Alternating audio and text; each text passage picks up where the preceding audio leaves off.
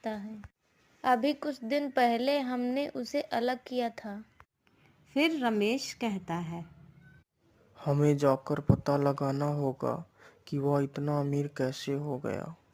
फिर वह दोनों रात को मोहन के घर में देखते हैं कि मोहन जादुई घड़े से खाने को मांगता है।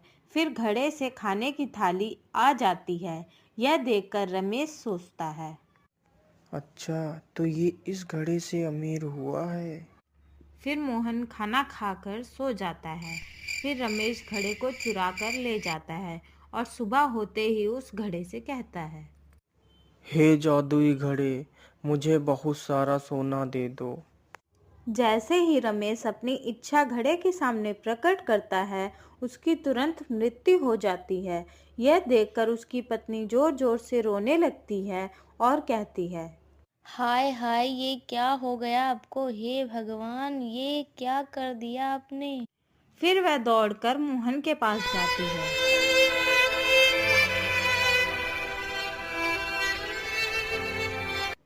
मोहन, ओ मोहन, सुनो।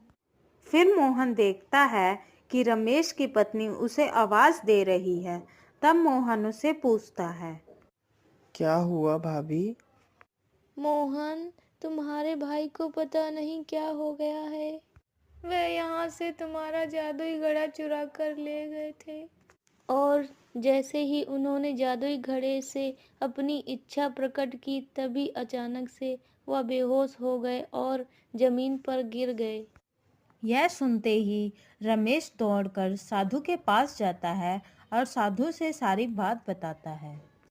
फिर साधु उसे बताता है, जल्दी जाओ बेटा और उस घड़े को अपने हाथों से तोड़ दो। यह सुनकर मोहन दौड़कर वहां पहुंचता है और जल्दी से घड़े को उठाकर जमीन पर पटक देता है, जिससे घड़ा टूट जाता है। घड़े के टूटते ही रमेश जीवित हो जाता है और वह मोहन से कहता है, मोहन, मैंने तुम्हें घर से बेघर कर दिया, लेकिन फिर भी तुमने मेरी जान बचाई। मुझे माफ कर दो मेरे भाई। फिर वह तीनों हंसी खुशी साथ में रहने लगते हैं।